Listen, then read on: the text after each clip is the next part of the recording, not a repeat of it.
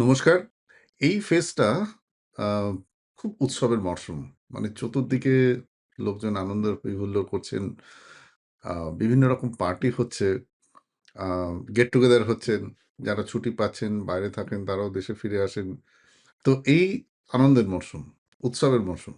তো এইরকম সময় আমাদের কাছে প্রায় প্রশ্ন আসে যে, "স্যার ডিফারেন্ট এই গেট টুগেদারে একটু কি অ্যালকোহল ১ পেগ ২ পেগ নেওয়া যেতে পারে?" মানে এই প্রশ্নটা খুব প্র্যাকটিক্যাল।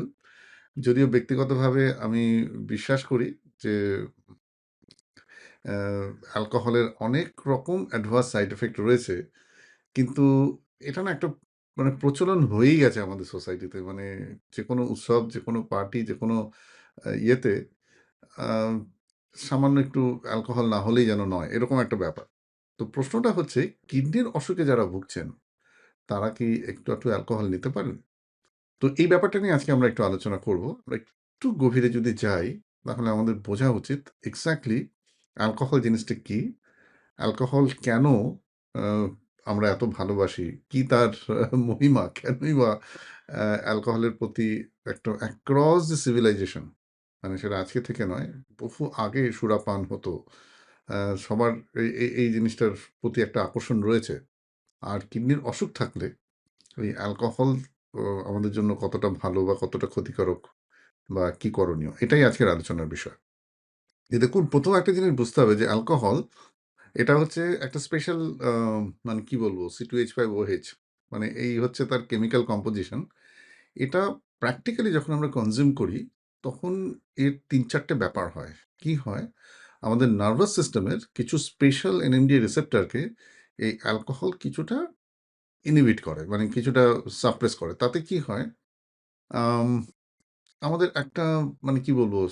স্ট্রেস, অ্যাংজাইটি এইগুলোকে বোঝবার যে ক্ষমতা, সেটা কিছুটা হলেও সাপ্রেসড হয়। অনেক সময় মানুষের মনের অনেক কথা বেরিয়ে আসতে শুরু করে। আর একটু মাত্রাতিরিক্ত অ্যালকোহল খেলে কি হয়? আমাদের নার্ভাস সিস্টেম এতটাই ডিপ্রেসড হয়ে যায় যে আমরা হয়তো সঠিক সিদ্ধান্ত নিতে পারি না।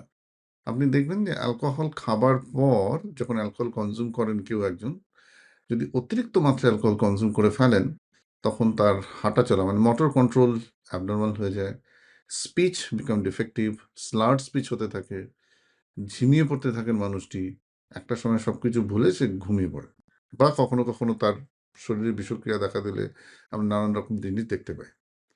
তাহলে এই যে জিনিসটা যেটা খাওয়ার পর আমাদের নার্ভাস সিস্টেম সুস্থ থাকে না, নার্ভাস সিস্টেমের কিছু প্রবলেম অ্যারাইজ করে, এর প্রতি আমাদের এত আকর্ষণ কেন? Why? Civilization people used to take.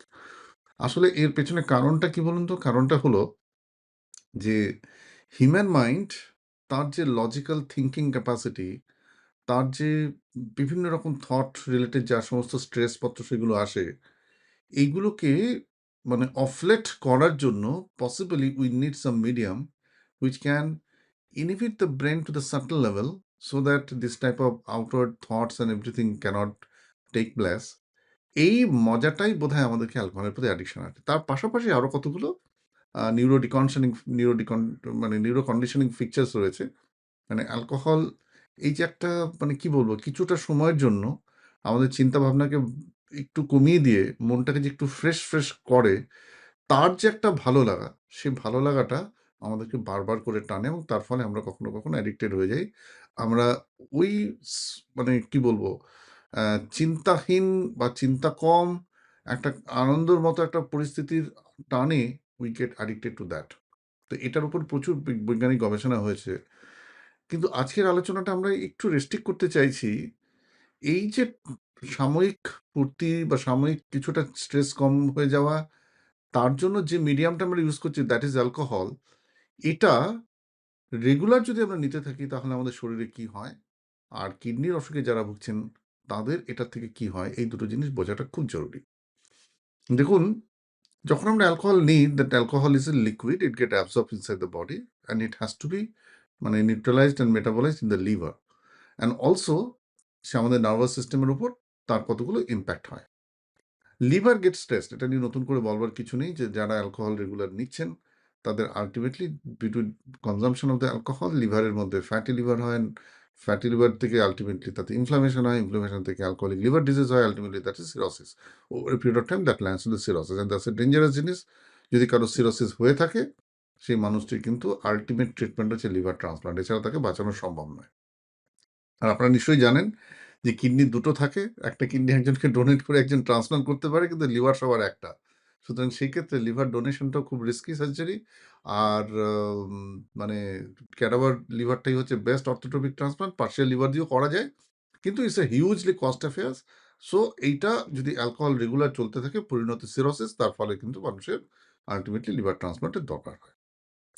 সমস্যাটা হলো যারা কিডনির অসুখে ভুগছেন, তাদের একটা সিগনিফিক্যান্ট লোকের non alcoholic fatty liver disease থাকে, মানে কিডনির টক্সিনসগুলো জমা হয়ে লিভারে একটা অলরেডি একটা প্রিসেরোটিক কন্ডিশন তৈরি হয়, একটা significant number of chronic kidney disease patient, specially যারা ডায়াবেটিক, স্পেশালি যারা লং স্ট্যান্ডিং হাইপারটেনসিভ। সেই জন্য আপনারা নিশ্চয়ই জানেন যে নেফ্রোকেয়ারে আমরা সমস্ত সিকেডি পেশেন্টের কিডনি, মানে যারা কিডনির অসুখ নিয়েছেন, তাদের লিভার ফাংশন অ্যাসেস করি by doing fibro scan to understand যে লিভার হেলদি আছে কিনা। এবং দেখা গেছে একটা সিংহভাগ কিডনি রোগীর লিভারে কিন্তু ফ্যাটি লিভার, এবং তার মধ্যে প্রচুর পরিমাণে ফ্যাট ডিপোজিশন হচ্ছে। এটা ন্যাচারালি যেহেতু টক্সিন মেটাবলিজমের প্রবলেম হয়, সেকেন্ডারি মানে সেকেন্ডারি ইনফ্লামেটরি কন্ডিশন, তার জন্য যে সমস্ত ইনফ্লামেশন চলতে থাকে তার আউটকাম হিসাবে আমাদের লিভারে এই ফ্যাট ডিপোজিশনটা হতে থাকে। এবার একই আমার লিভার অ্যাকুমুলেটেড টক্সিনের জন্য সিক। অন টপ অফ দ্যাট, একটু সাময়িক আনন্দের জন্য আমরা আমাদেরকে লোড করতে শুরু করলাম অ্যালকোহল। এবার সেই অ্যালকোহল আস্তে আস্তে আমার অ্যাডিকশনে পৌঁছলো, রেগুলার খেতে থাকলাম। পরিণতি কি সেটা তো সবার পক্ষে বোঝা সম্ভব। তো এই যে জিনিসটা, এটা আমরা কেন বুঝতে পারি না? কারণ হিউম্যান মাইন্ড, তার কতগুলো জিনিসে না কিছু ফ্যান্টাসি, কিছু ভালো লাগা, কিছু ইম্পালসিভ বিহেভিয়ার থাকে, সেই জন্য আমরা সেগুলোকে কন্ট্রোল করতে পারি। তো আমার সাজেশন যে একটু যদি আমরা কনসিয়াসলি ভাবি, what ever we eat, what ever we speak, what ever we do, সেটা যদি উইথ কনসিয়াসনেস করি, তাহলে আমরা হয়তোবা আমাদের এই ইম্পালসিভ বিহেভিয়ারটাকে কিছুটা কন্ট্রোল করতে পারবো।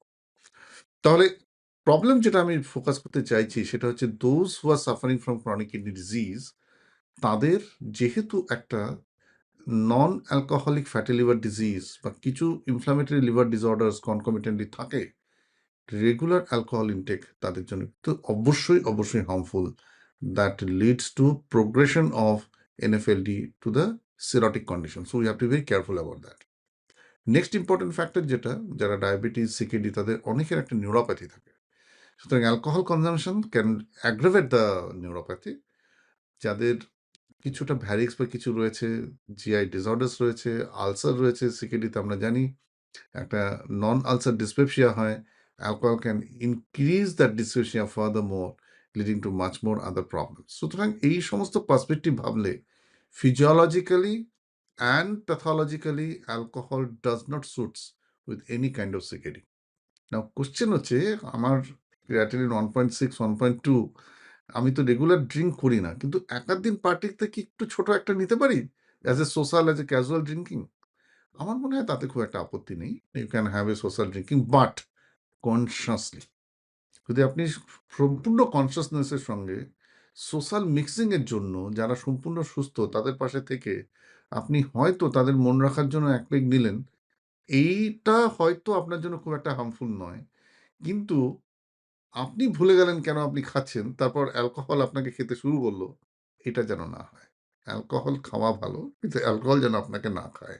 মানে আপনাকে খায় মানে আপনার লিভার, আপনার নার্ভাস সিস্টেম, আপনার টোটাল ফিজিক্যাল হেলথ, আপনার মাসকুলার কন্ডিশন, আপনার বডির অ্যাসিড বেস ব্যালেন্স, এগুলোকে যেন অ্যালকোহল নিজে কন্ট্রোল না করে। এই চেতনাটা যদি আমাদের ভেতরে থাকে, লোকাল পার্টিতে আধ পেগ একটা ইনসুলিন নেওয়া হলো, that's okay, that's acceptable.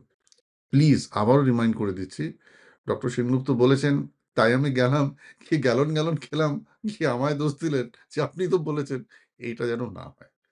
Please be conscious on your activity. চিকিৎসক হিসেবে, চিকিৎসক শুধু না, আপনি বন্ধু হিসেবে আমাদের দায়িত্ব আপনাদের সবাইকে সচেতন করা। Better to avoid. খুব সবাই চেপে ধরেছেন, একটু টেস্ট করা দরকার, সেই রকমভাবে একটু নিয়ে বসে সময় কাটালেন, that's okay. But don't make it a habit. It is ultimately going to kill you over a period of time if you don't be careful and cautious about this thing. নমস্কার, ভালো থাকুন, সুস্থ থাকুন, আমাদের এই আ YouTube এ আমরা অনেক, অনেক তথ্য নিয়ে আসি। আর don't forget to subscribe for the doctor Pratim's academy যেখানে আমরা বিভিন্ন বিষয় নিয়ে আলোচনা